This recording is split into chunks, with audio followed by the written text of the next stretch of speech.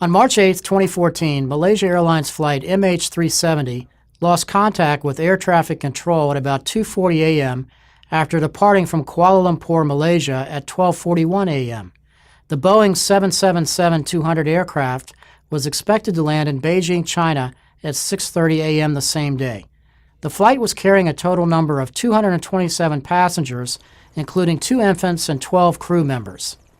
Having investigated quite a few aircraft disasters as a special agent with the State Department, I thought it would be helpful for our subscribers to understand what the investigators will be focusing on as the case unfolds.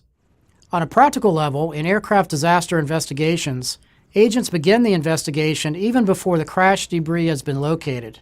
They start by ruling out causes of the crash, focusing on 4 main variables. First, catastrophic mechanical or electrical failure. Second, pilot error. Third, weather. And fourth, man-made causes.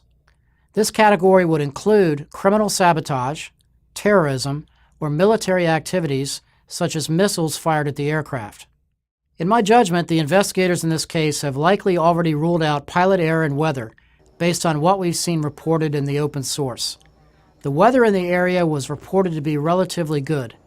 The fact that the aircraft was already at cruising altitude when radio contact was lost would give the pilots time to correct most errors. At cruising altitude, the pilots would also have plenty of time to radio back and report any problems. Therefore, with the information currently available, catastrophic mechanical failure or man-made causes would be the primary working theories. Although it's important to keep an open mind when looking at these horrible events, the reality is planes just don't fall out of the sky at 35,000 feet without a serious reason. It's also very reasonable to assume that the U.S. and other governments may have captured a signature or a picture of the explosion from satellite coverage of the South China Sea. These images could provide a very good idea of what the aircraft looked like close to the time of the event, similar to the breakup photos of the Space Shuttle Challenger mishap. Behind the scenes, the CIA, FBI, and numerous foreign intelligence services will also be beating the bushes, looking for any evidence or chatter of an attack that could have been missed. From an investigative perspective, the absence of a manual pilot alert may be due to a catastrophic decompression in the pilot cabin that rendered the pilots incapacitated. This could be caused by a massive structural failure of the aircraft or possibly an improvised explosive device.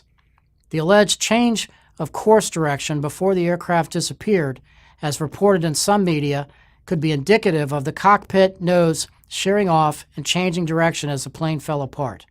At the end of the day, the case will take weeks or months to sort out because the most critical parts of the investigation cannot occur until evidence of the crash is recovered.